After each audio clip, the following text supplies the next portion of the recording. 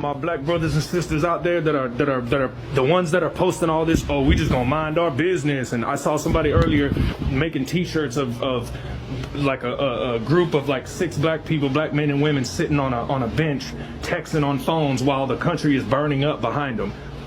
Let me explain something to you guys. Let me explain something to you. When they get done with the brown people, they'll be coming after you. And if you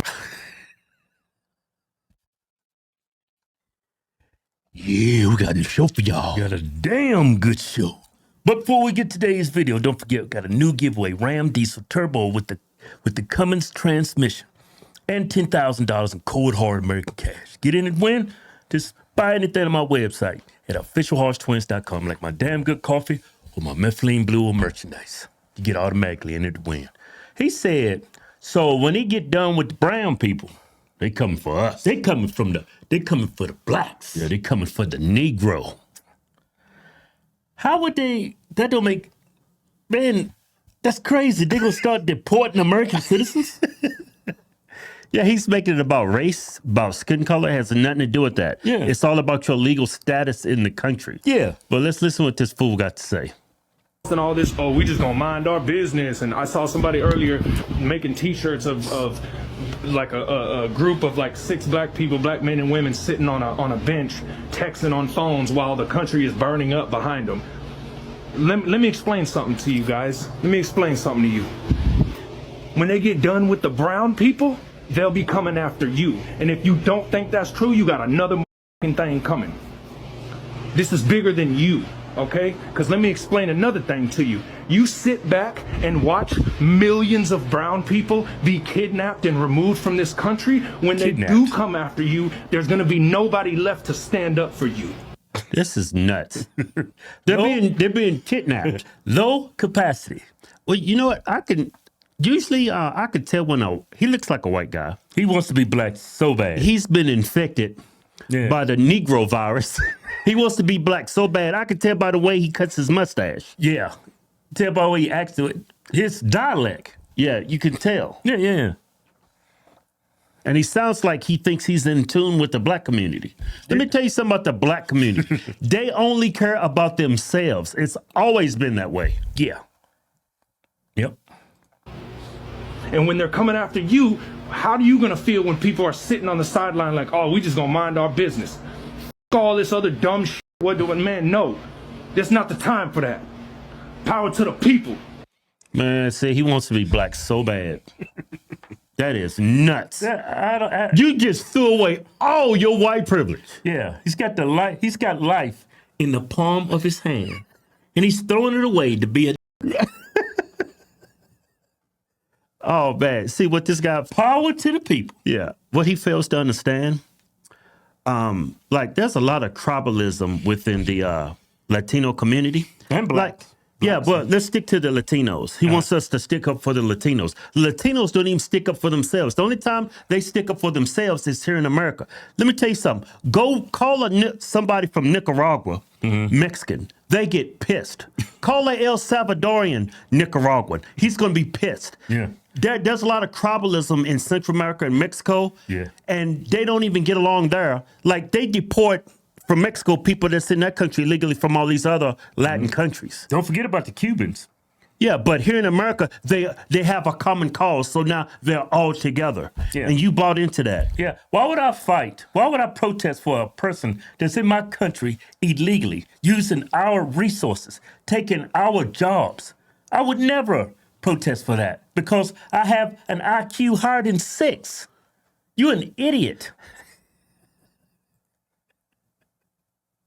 Yeah, look at this. Waving their flag. Imagine if I went to Mexico, a bunch of Americans went to Mexico, and I'm waving the American flag, right? And they trying to kick us out, and we out there protesting, waving the American flag. Yeah. Imagine if I bet you the cartel will come out there. Oh, definitely. Your days are numbered. If I move to Mexico, anywhere in Mexico, and I buy a home there, and I put up, you can't even buy one.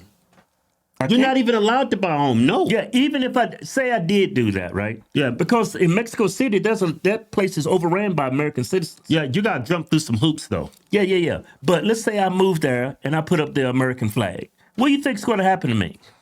I'm taking away resources from Mexico's citizens. I'm buying their homes. I'm using up the things that was meant for citizens of that country. And a lot of these Mexicans in that country is pushing back on that because it's a lot of Americans moving from the United States, living there, driving up all the cost of everything. Yeah, because they bring a lot of money there. Yeah. That money's not going to them. Yeah. So it's like, look at this. I was supposed to go out there and stand with these people. Yeah.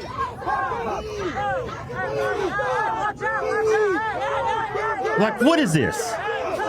Look, his last name is Sanchez. He's got his head together. Yeah. Yeah, look at the black fella back there. There's a black guy? Yeah. Oh, he probably talk funny. He probably talk Spanish. There's some black people in, look, there's the Mexican. They blocking the freeway. Yeah, I was supposed to go stand with these people.